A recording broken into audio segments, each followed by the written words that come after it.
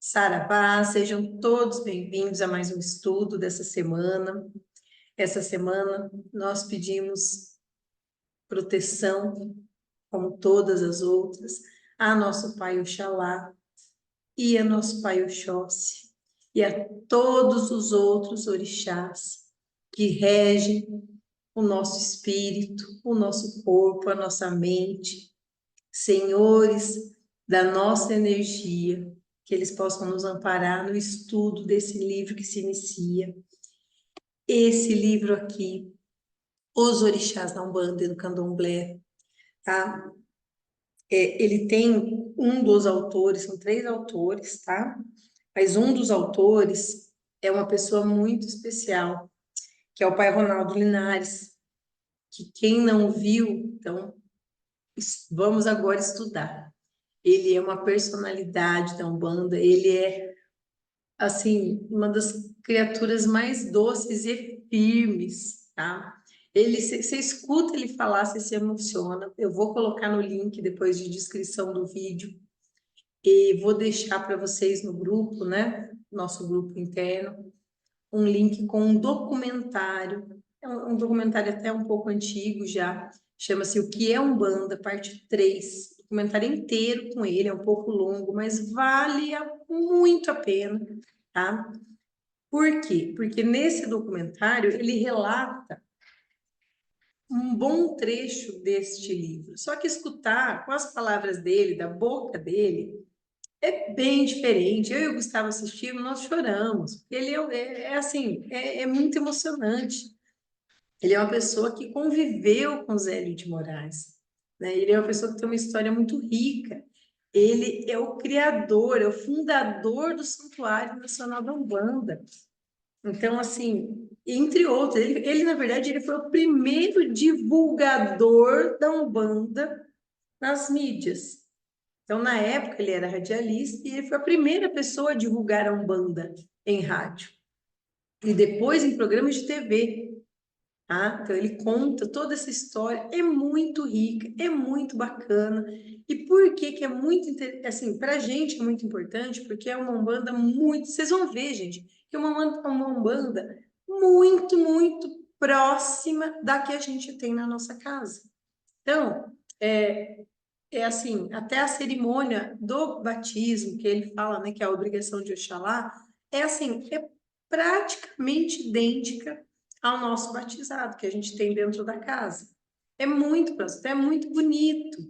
E o que ele acrescenta, eu acho que para a gente é cultura também, ele traz toda uma parte de mitologias, de histórias, de lendas africanas sobre os orixás, chamados de Itã. Um Itã é uma lenda africana, é o nome das lendas africanas sobre os orixás.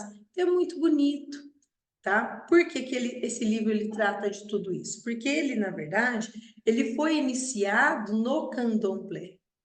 Então, ele começou no candomblé, né? Ele conta que ficou alguns anos no candomblé, e por necessidade, estava praticamente na rua e o pai de santo, então, que é famoso também, que é o Joãozinho da Gomeia, o recolheu da rua e iniciou ele no candomblé.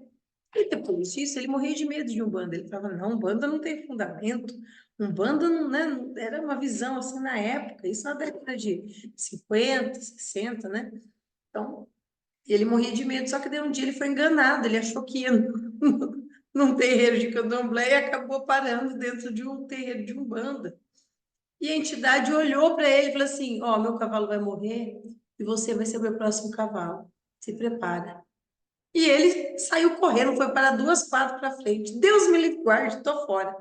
E aí, o que que aconteceu? A mulher, que era o cavalo, o médium morreu e o espírito foi, ó, brotou lá na casa dele com incorporação involuntária, que é o preto velho que eu acompanho até hoje.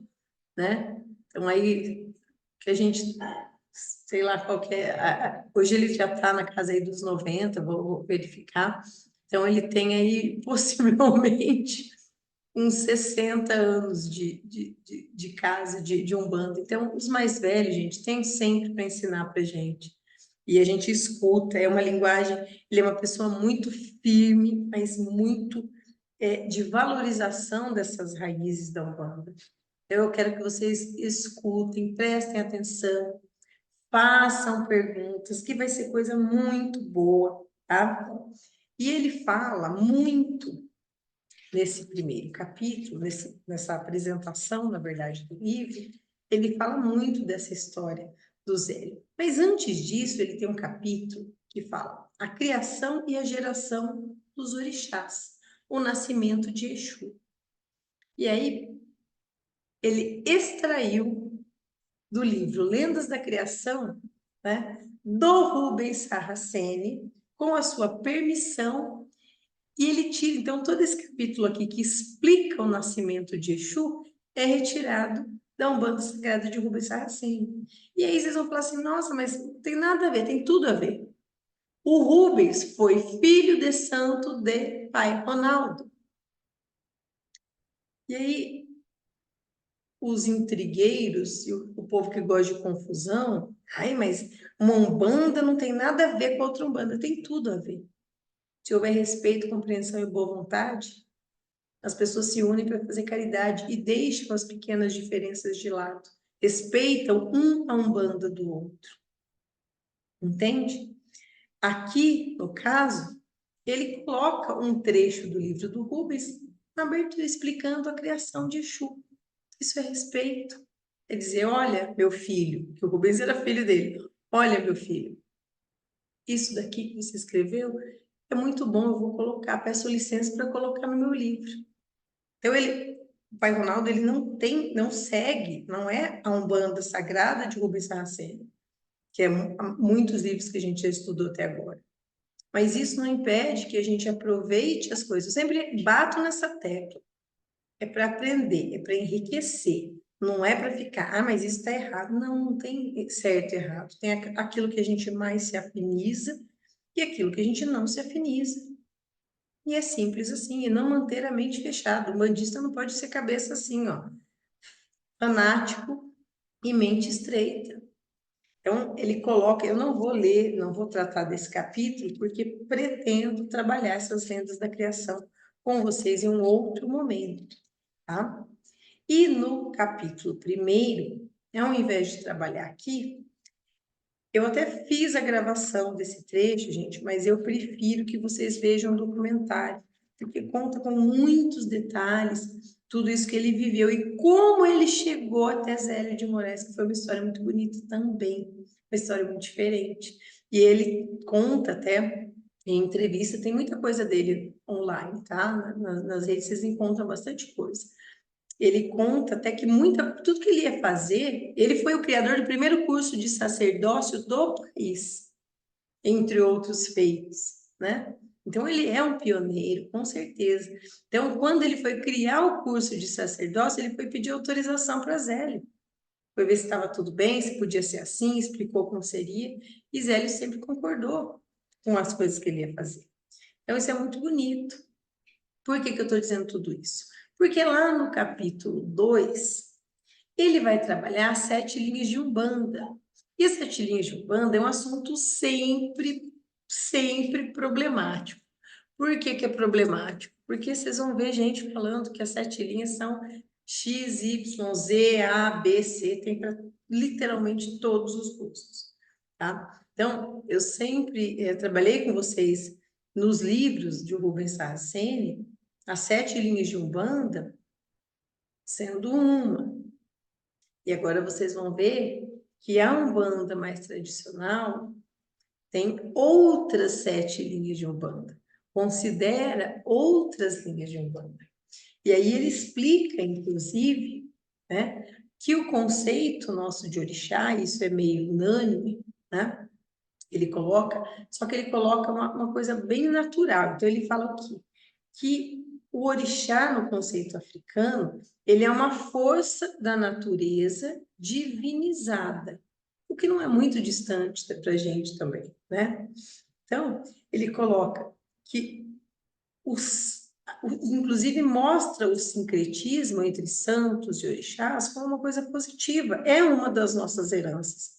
Gente, a Umbanda não é africana, concorda? A Umbanda não é africana, a Umbanda é brasileira.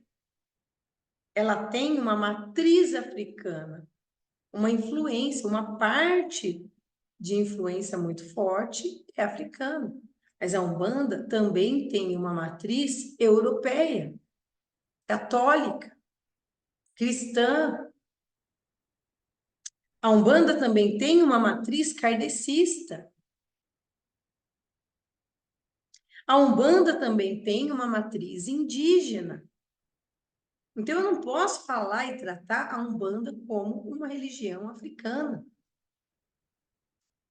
Você está embranquecendo a Umbanda.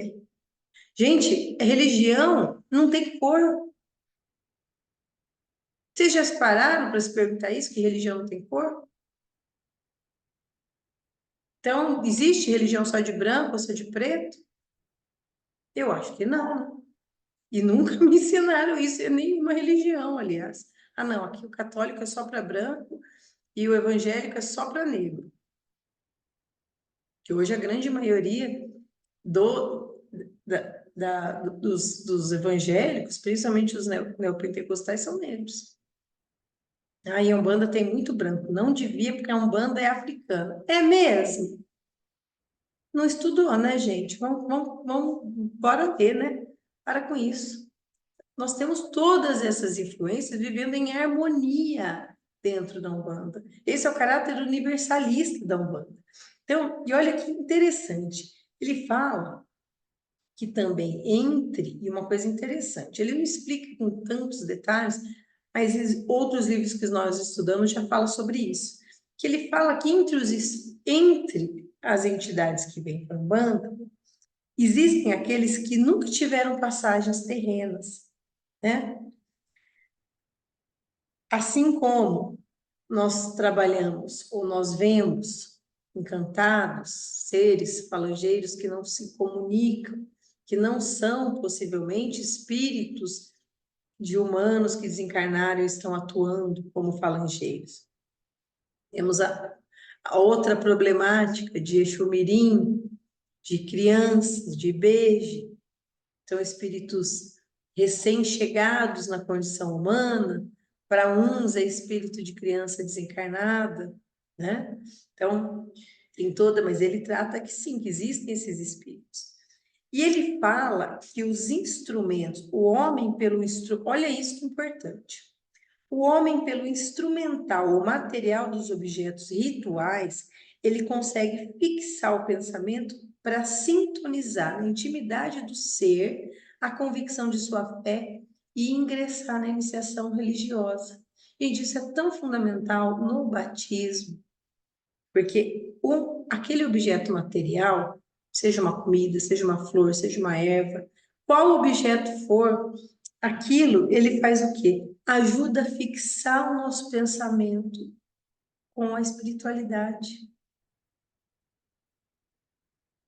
Falei para vocês que quando eu era kardecista, eu era absolutamente avessa a qualquer material. Por quê? Porque eu falava assim, tudo isso é bengala. Nossa mente consegue fazer tudo, porque nós temos o poder todo em nossa mente. A gente não precisa de vela, não precisa de altar, não precisa de imagem. Não, eu era... Vocês acham que eu sou ruim hoje, gente? Vocês me conheceram quando eu era kardecista. Era 30 vezes mais arrogante. Por quê? Porque realmente, a tua mente faz tudo. Só que daí, meu amigo, olha bem o meu tamanho. Eu me enxerguei depois de muitos anos. Eu falei, não, meu pai amado, eu preciso de muita bengala. Eu tô gatinhando, eu preciso de vela, eu preciso de imagem, eu preciso de tudo isso para me ajudar a fixar o meu pensamento no sagrado, porque senão a gente desvia. E a Umbanda tem muito disso. Traz a gente como se puxasse a gente para a espiritualidade o tempo inteiro, né? Então, ele fala, as representações dentro da Umbanda são muito importantes porque elas se tornam perceptíveis aos nossos sentidos, inclusive para ajudar a gente a perceber, sentir e entrar em sintonia com cada uma das linhas de vibração. Porque se eu tratar o orixá como energia, você fala, fica lá, energia. Gente, quando você pensa em energia, você pensa no quê? Em nada. É ruim para você fixar, é ruim para firmar a cabeça. Entende? Ele vai explicando das linhas, e aí ele coloca um trecho aqui no livro, muito importante, que ele fala que essa era uma das grandes dúvidas do pai Ronaldo para Zélio. Ele falava assim, eu vou ter que achar esse homem que estão falando aí que fundou Umbanda, porque eu quero saber por que a gente tem um altar com um santo católico, o mediunismo, né, o tratamento mediúnico, e tem um rito africano e índio, indígena. E aí, o Zélio de Moraes justificou, ele falou assim, meu filho, Zélio, tenho formação católica, né? Quando eu iniciei a Umbanda, eu tinha formação católica, e eu fiz o que me mandou o caboclo das Sete Encruzilhadas. E quase, naquela época, quase nada se conhecia do africanismo. E na sua tenda, tudo que existia de africanismo se deu em razão do Preto Velho Incorporado, que era o Pai Antônio, que foi acrescentando o elemento africano. Mas o Zé não conhecia. Gente, na época, isso aqui a gente está falando da década de 60, um pouquinho antes, o candomblé não era o oba-oba que é hoje. Gente, pelo amor de Deus, não estou criticando o candomblé. Estou criticando as distorções como tem dentro da Umbanda, dentro de qualquer outra religião. O candomblé era muito fechado, muito restrito. E, inclusive, era muito difícil se achar uma pessoa de cor branca dentro de um terreiro de candomblé. Porque não podia, era visto como estrangeiro. E as iniciações eram muito difíceis, a gente já tem alguma noção. As iniciações eram muito exigia muito sacrifício, exigia custo, tempo. Então, era uma coisa... E ninguém chegava no terreiro de candomblé e falava assim, eu quero entrar. Não, senhor, você tinha que ser convidado. Era uma coisa, assim, restrita mesmo. Então, não eram populares os conhecimentos da matriz africana como nós temos hoje. Então, o Zélio trabalhou com aquilo que ele conhecia, que era um altar católico, sincretizado com os santos, sincretizar os orixás com os santos católicos, tá? Então, o povo tem terreiro que é tão radical, gente, que não tem imagem católica, não tem imagem de santo nenhum, é só imagem africana. E aí, sabe o que eu me pergunto? Eu falei, esses radicais, né, que eles querem ser tão puristas, que a Umbanda é tão purista, eu falei, os índios? Todo mundo esquece dos índios, vocês já perceberam isso? Que somos nós, aqui, brasileiros, donos dessa terra, os indígenas. É difícil, você não vai achar um terreiro de Umbanda que tenha imagem de Tupã. No topo, no centro do altar. Eu nunca vi, nem ouvi falar. Entende? Então, muitos puristas por aí, críticos, etc, etc, na verdade, estão indo num oba-oba, sabe assim, de, tem que combater, e não é bem assim, tá? Ele ainda fala das 7 linhas originárias. Quais seriam, então, as 7 linhas originárias dentro da tenda? E olha que bonito. Ele falou, as 7 linhas são as 7 tendas, as primeiras 7 tendas, porque a primeira tenda surgiu com Zélio em 1908, e a segunda, se não me engano, surgiu só 10 anos depois. E o caboclo das 7 encruzilhadas autorizou o surgimento daí, a criação, a fundação dessa segunda tenda, tá? Detalhe, né, gente? A Umbanda é tão... é só africana, né? Só que quem criou ela foi o indígena. Não foi o Preto Velho quem criou a Umbanda, foi o caboclo. Respeita aí. A gente não pode desmerecer um lado e só cultuar o outro, né? E aí Zélio diz que as tendas originárias que nasciam da tenda, e a primeira tenda é Nossa Senhora da Piedade, tem nome de santo católico, né? As 7 linhas de Umbanda seriam representadas por 7 cores e pelas 7 tendas, então cada tenda teria uma cor. E a primeira, outra, né, a primeira tenda, depois da Nossa Senhora da Piedade, é a tenda de Santa Bárbara, que é a tenda de Ançã, cor o amarelo ouro, bem clarinho, né? Que ele fala, por se caracterizar como uma orixá guerreira, né? Que também domina a água, como todas as santas senhoras, mas exerce, além disso, seu domínio sobre raios, chuvas e ventos. Yansan é a força mágica capaz de afastar todos os males e influências negativas, atendendo às súplicas dos que recorrem ao seu poder vibratório, como o poder de descarregar cargas nocivas de enfeitiçamento. Então, essa foi a primeira tenda depois da Nossa Senhora da Piedade. A segunda tenda, que representa a segunda linha, é de Ibeje, que para nós não, desculpa, para a Umbanda Sagrada, por exemplo, não é linha de Umbanda. Para o Rubens, ele fala que Ibeje trabalha em todas as linhas. Tá?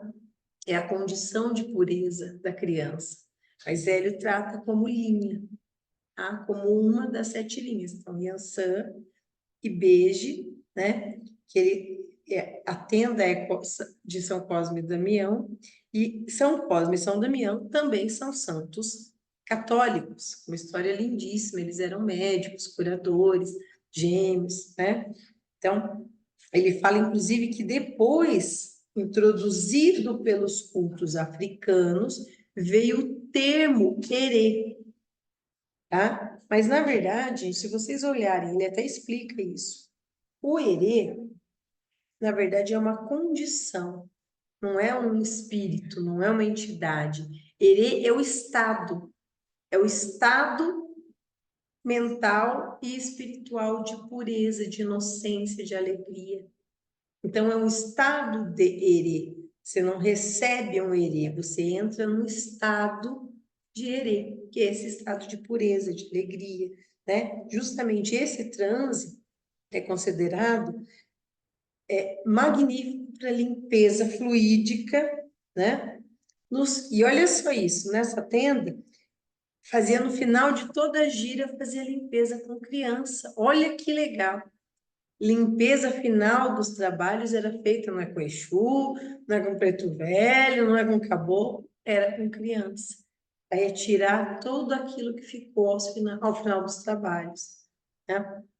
Então, ele ainda acrescenta que a falange das crianças é a única falange que consegue realmente dominar a magia em virtude da pureza de suas vibrações. E aí, gente, eles fazem.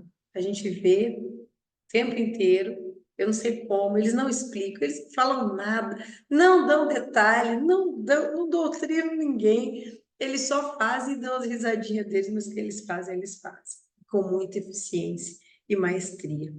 A terceira linha, que é a tenda Nossa Senhora da Glória, né? Ele também representa,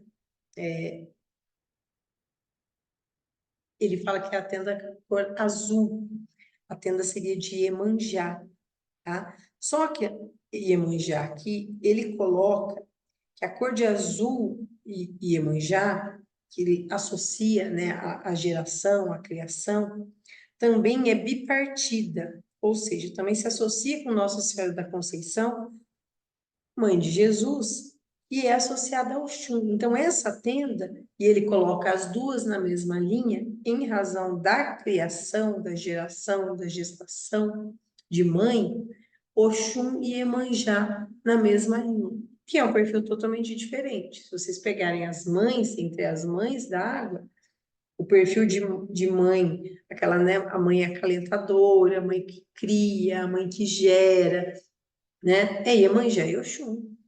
Yansan é um perfil guerreiro. E Nanã é um perfil de sabedoria, paciência e de velhice. É outra coisa, né? Então, são perfis diferentes. A quarta linha é caracterizada pela cor verde e é a tenda de São Sebastião, que é a tenda de Oxóssi, tá? Inclusive, ele fala que o culto de Umbanda absorveu o orixá Ossanha. Ele tratou Ossanha, mas é o Saim ou Ossanha, que é o orixá das folhas, tá? Das ervas medicinais. Fala, inclusive, da importância, né, das ervas para limpeza, para o cuidado. A quinta linha é caracterizada pela cor vermelha e é a tenda, foi o que eu estou vendo lá, que é a tenda de São Jorge, Ogum, né? A sexta linha é caracterizada pela cor marrom, que é a tenda de São Jerônimo, de Xangô. Depois, a outra, sétima, é caracterizada pela cor violeta ou roxa, que é a tenda de Nanamburuquê. Que essa a tenda Nossa Senhora Santana, porque Nanã é considerada, ele até coloca, é a Senhora Suprema, ela é a avó dos orixás, né? Então, o culto que é dirigido a Nanã é mais restrito. Inclusive, ele fala que os filhos de Nanã são altamente considerados, porque se revelam calmos, pacientes, ponderados, né? Então, é uma força extremamente importante para os trabalhos da vovó. Ele até fala do termo vovó da Umbanda também. E aí está faltando orixá, não tá? Tá. O que ele fala? Finalmente, temos o preto, que corresponde à tenda de São Lázaro, e ele fala que o preto e o branco não fazem parte das 7 linhas. Por quê? E é um raciocínio muito bonito. Ele fala: o branco é a presença de luz que existe em todas as linhas, que é a tenda de Oxalá, que é a tenda inicial. E é Oxalá que irradia sobre todas as outras, que é o princípio, que é a base, que é a fé. E o negro, o preto, na verdade a cor preta, né, é justamente a ausência de luz, que tem a tenda de São Lázaro sincretizado com Omulu. E aí, para ele, Omulu e Obaluaê são o mesmo orixá. Vamos falar disso adiante. E esse orixá chefia a falange dos mortos, mas não no sentido, né, de morte, de fim, de uma coisa ruim. Mas, olha só o que ele fala, que é uma divindade ligada à terra, que procede à purificação material dos corpos por meio das suas vibrações especiais, como surdas e melancólicas que ajudam a despir o envoltório grosseiro do nosso corpo físico, sujeito às vicissitudes e à morte. Então, esse orixá encaminha as almas